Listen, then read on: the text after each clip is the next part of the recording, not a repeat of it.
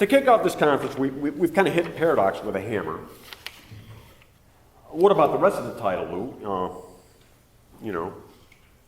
Paradox in the pursuit of truth. I can quote the one notable character in the Gospel, what is true. However, I'm expecting to get some illumination on this subject from the rest of our four real speakers, I should say. The first of whom is a philosopher, although that appellation is probably making him squirm in his chair right now. John, you got a PhD in philosophy. What were you thinking? I know what John Edelman is thinking.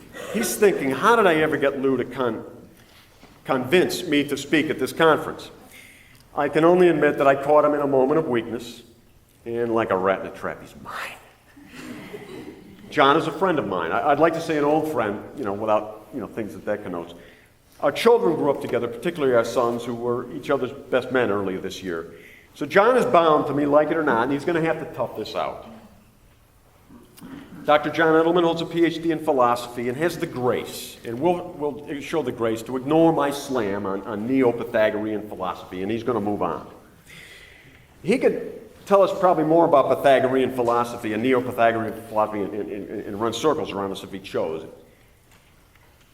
Except for the Pythagorean theorem. And that's where I think I could pin him to the mat. The Pythagorean, the sum of the three square root of the six. Okay, they know it, John. Dr. Edelman has taught philosophy at Nazareth College for, Gene told me to ask him how long he's been teaching. How many? 27 years. And is a noted lecturer and author. His learning also stretches into literature, and he's a gifted student of Dante in the Italian, go figure, of Homer, and of Virgil. But our particular interest today is John's knowledge and appreciation of, not of Apollonius of Tyana or of Pythagoras, but of a wholly different philosopher, St. Thomas Aquinas. It's a great pleasure for us to welcome this world-class speaker and thinker. I present to you Dr. John Edelman.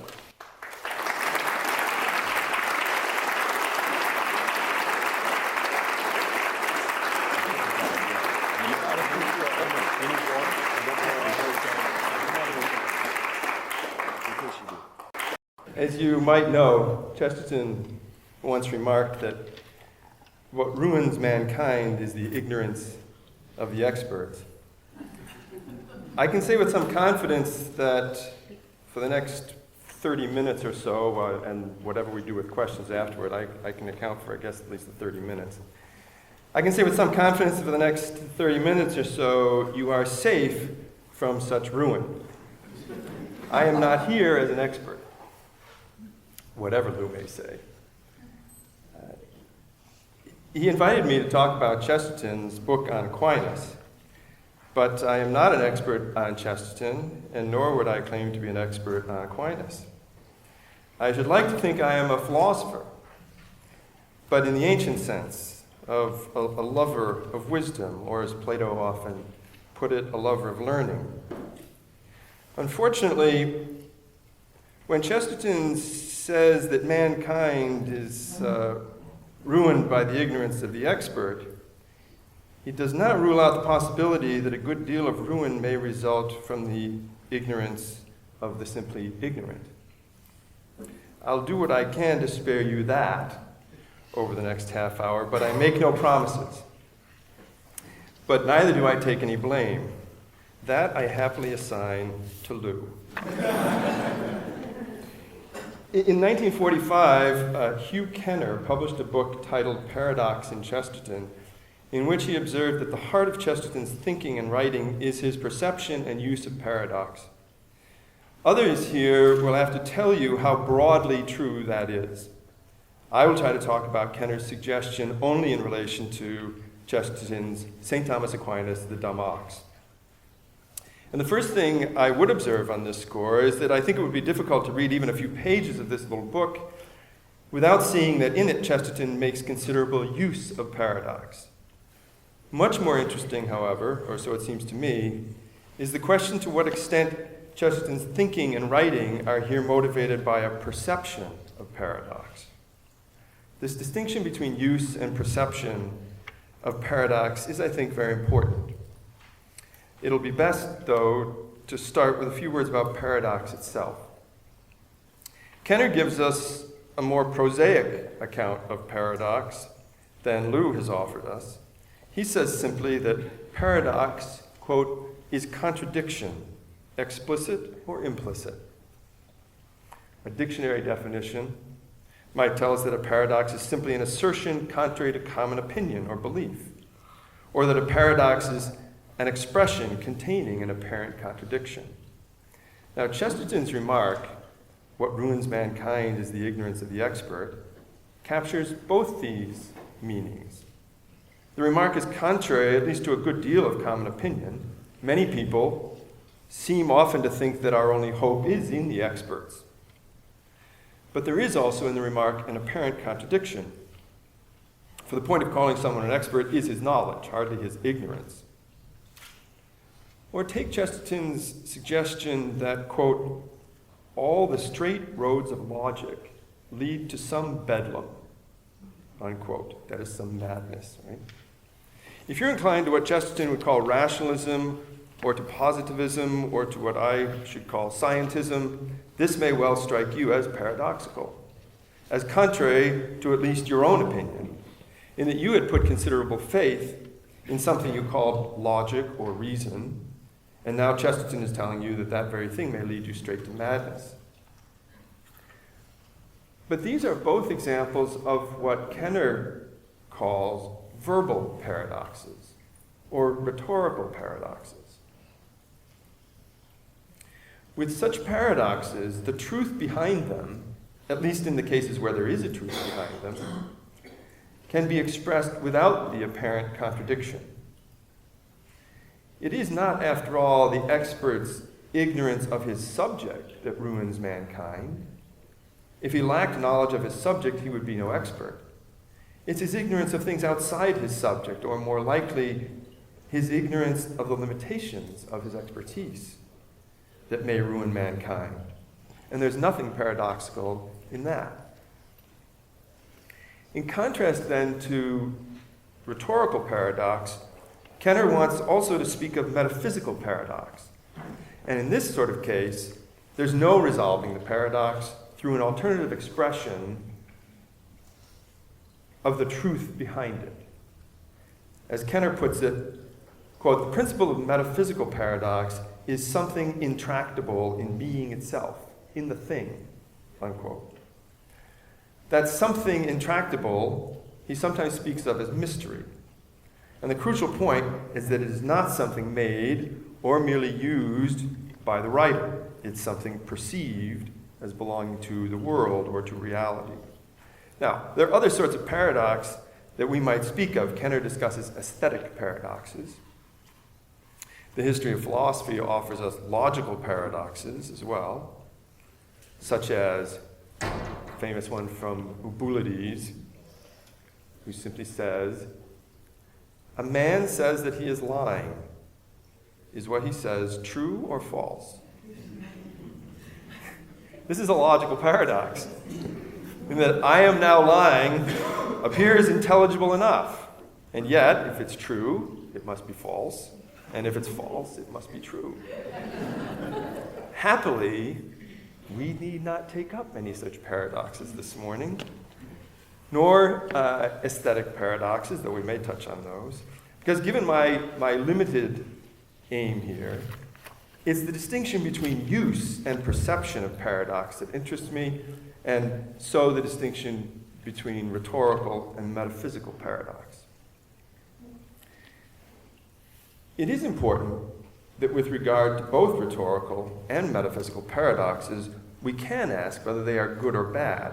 That is, whether or not they do point us to the truth. As Kenner remarks, it's fatally easy for the writer to make a paradox and dreadfully difficult for the reader to tell whether it is a sound one. In the case of the verbal paradox, we can ask whether the truth behind the paradox can be expressed without the apparent contradiction that makes for the paradox, or whether the attempt to do this merely exposes a falsehood, or at least an inadequacy in what is being suggested. So, for example, when Oscar Wilde remarks that, quote, "Those who are faithful know only the trivial side of love," unquote, we can ask how this point might be made without the catchy air of contradiction. Is there some truth expressed here? Or even allowing that there might be, is it a truth that turns on a trivial conception of fidelity or a shallow conception of love? Is there an insight here or merely a limited imagination? Consider, on the other hand, the paradox, the apparent contradiction, with which, in the opening chapter of his book on Aquinas, Chesterton presents what is in many respects his central theme, namely the work, which is also, in many respects, I think, to say the life, of Aquinas.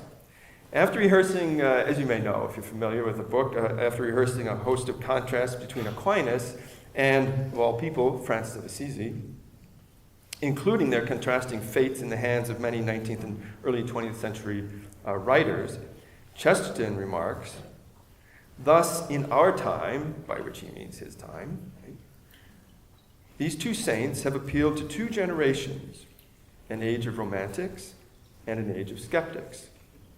Yet in their own age, they were doing the same work, a work that changed the world." Now, there is paradox here, in the sense that Chesterton offers us an observation contrary to common appearance or common opinion. The university professor and the leper-hugging mendicant are carrying out the same task. The paradoxical nature of the suggestion gets our attention, but is there any truth to it? Chesterton says yes, and I think rightly, but it is a truth that can be expressed without the air of paradox. It seems to me that to both Thomas and Francis, their work was quite indistinguishable from their lives, and the task for which each of them lived was very much the same. Perhaps we could say simply that it was to give glory to God. Or if we wanted to be more specific, we might say that each lived or labored to give expression to what, following Augustine, one might call the miracle of nature. An expression that I intend here as something of a paradox. After all, it has long been thought that the only miracles worth talking about must be what the 18th century Scottish philosopher David Hume called violations of laws of nature. Water being turned into wine, or loaves being multiplied, all contrary to the laws of chemistry or physics. But Aquinas could not have spoken that way, and not just because he had no Humean conception of a law of nature. Rather, to Aquinas, as to Augustine before him, nature itself is the fundamental miracle. It is the always current or contemporary miracle of creation, which, in the mind of Augustine and of Aquinas, when seen as such, points to its creator. But now, let me ask, in speaking of the miracle of nature, am I employing a verbal paradox, or am I articulating a metaphysical paradox? I've suggested the verbal paradox is shown to be verbal by our saying what is true in it without any apparent contradiction.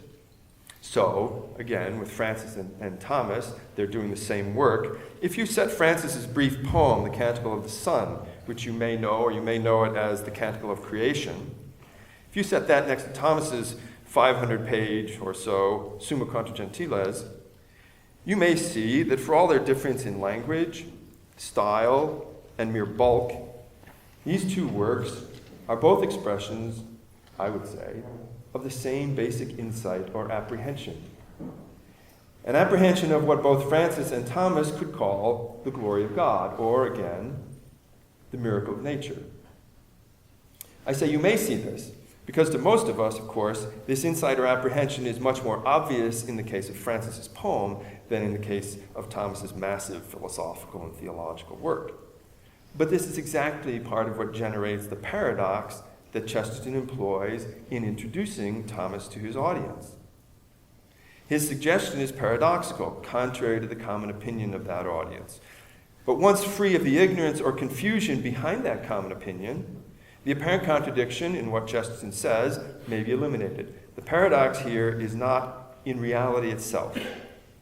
It is generated again by our ignorance or confusion.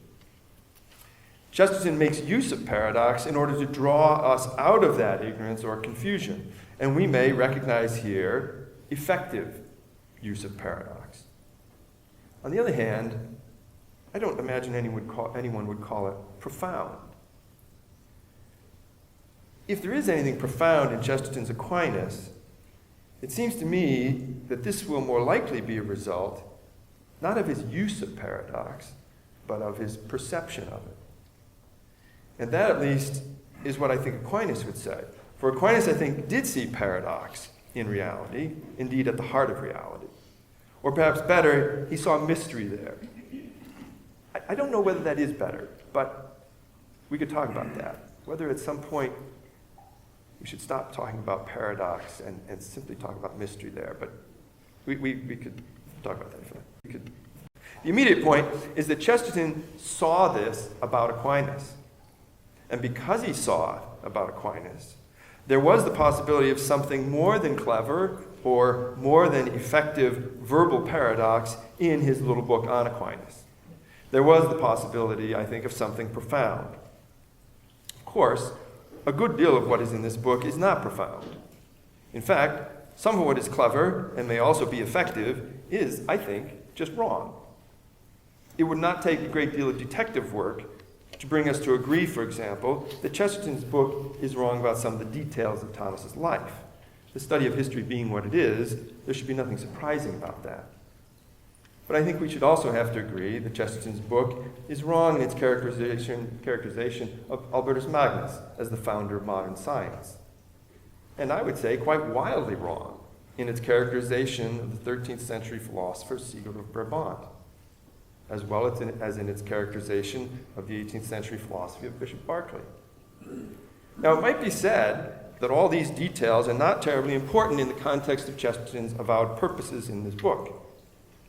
But I don't think that's wholly true, if only because they point to what I think is a significant gap or inadequacy in Chesterton's portrait of Aquinas.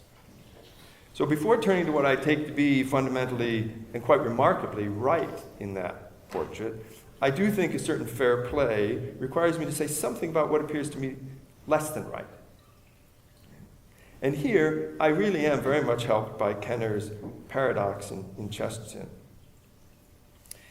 In his opening sentence, Kenner writes, Chesterton is not so much great because of his published achievement, as he is great because he is right. If we ask what it is that Kenner thinks Chesterton is right about, the answer is many things. Right? And while I might agree with that, when Kenner suggests that it is not his published achievement that makes Chesterton great, this is in part because Kenner himself has, frankly, a rather low opinion of Chesterton, or Chesterton's published poetry.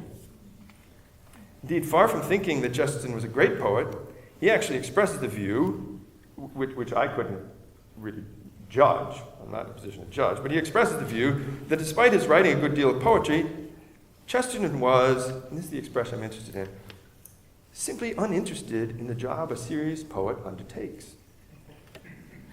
Now again, whether or not this judgment is correct, it's very helpful to me, as it expresses, with regard to Chesterton the poet, the judgment I find myself making about Chesterton as a philosopher. Now this may surprise some people, but my purpose here is not to be paradoxical. It's important to be clear just what judgment I'm expressing. Kenner remarks that Chesterton was, quote, a great moral philosopher and a great physician of souls and minds. The second seems to me more accurate. But this is not because I think Chesterton was a bad moral philosopher or a bad philosopher of any sort. My point is that in an important sense, he was no philosopher at all. And I don't mean by that he just wasn't a professional philosopher. But I want to stress there's nothing original about this, my saying this. In the very introduction to Chesterton's Aquinas, the widely respected Thomistic philosopher Anton Pegas expresses exactly the same view. He bluntly observes that Chesterton was not a philosopher and never aimed to pose as one. All I'm adding here, at Kenner's inspiration, is the suggestion that he was not a philosopher and never aimed to pose as one, not because he couldn't have been one, but because he was uninterested in the job that a serious philosopher undertakes. Now, it is important to be clear here that if I'm correct, I'm only observing a fact.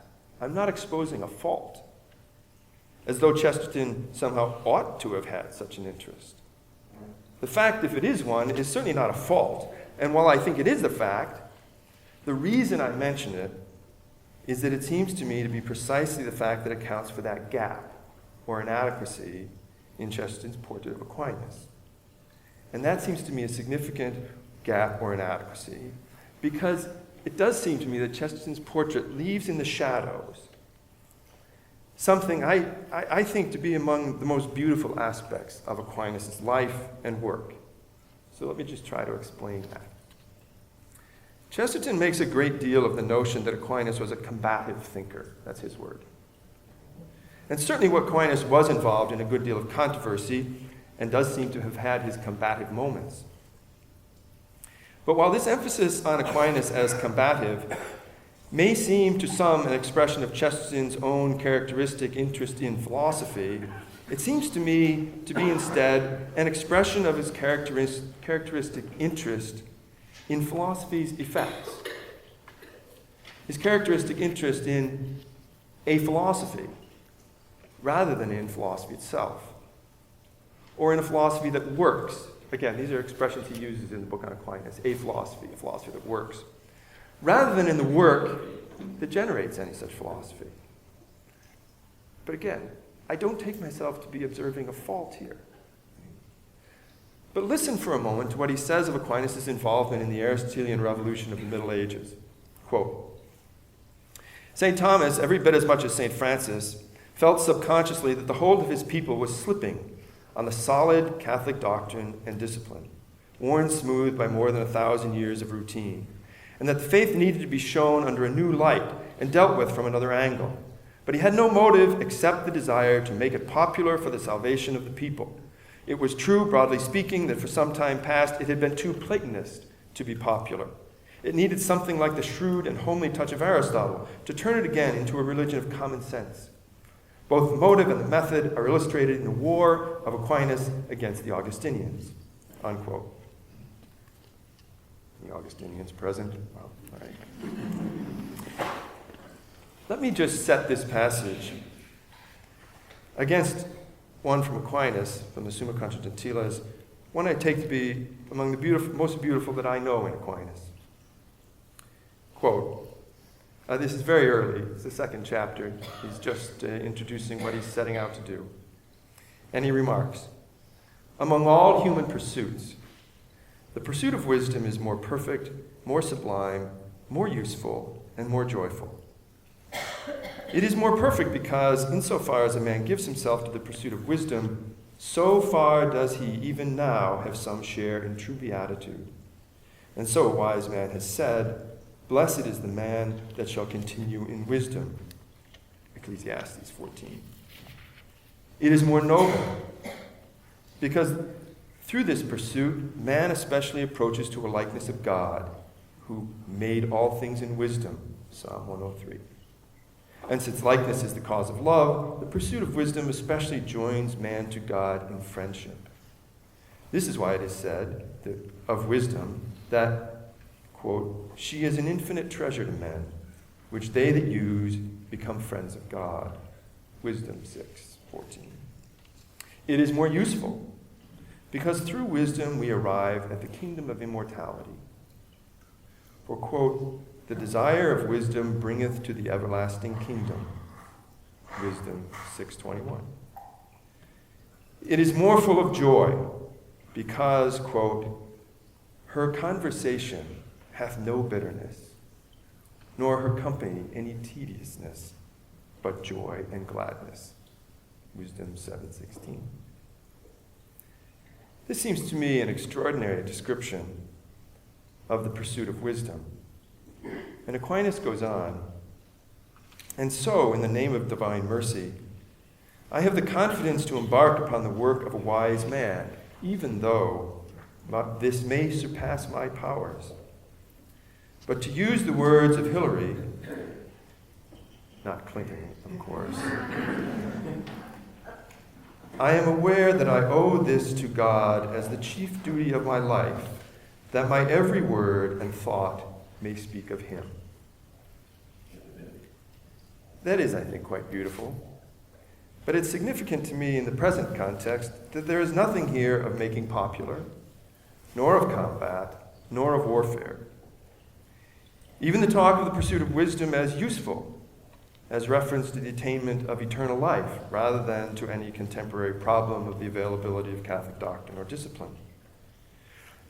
Most importantly, though, there is here, I think, a quite beautiful expression of the central motive of all of Aquinas' intellectual labor, namely, his longing to share in what he calls the friendship of God. Now, I'm not suggesting for a minute that Chesterton had no appreciation of that motive. I'm raising a question as to whether he understood how that motive played itself out in Aquinas' distinctively philosophical writings.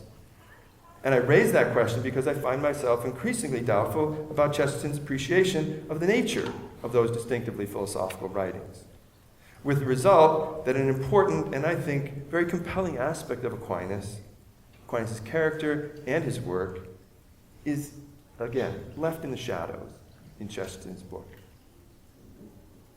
But of course, if I'm right about this, that makes it only more remarkable that in his book, Chesterton shows such insight into Aquinas and his work. Insight that to me is summed up in the following, quoting Chesterton here, right?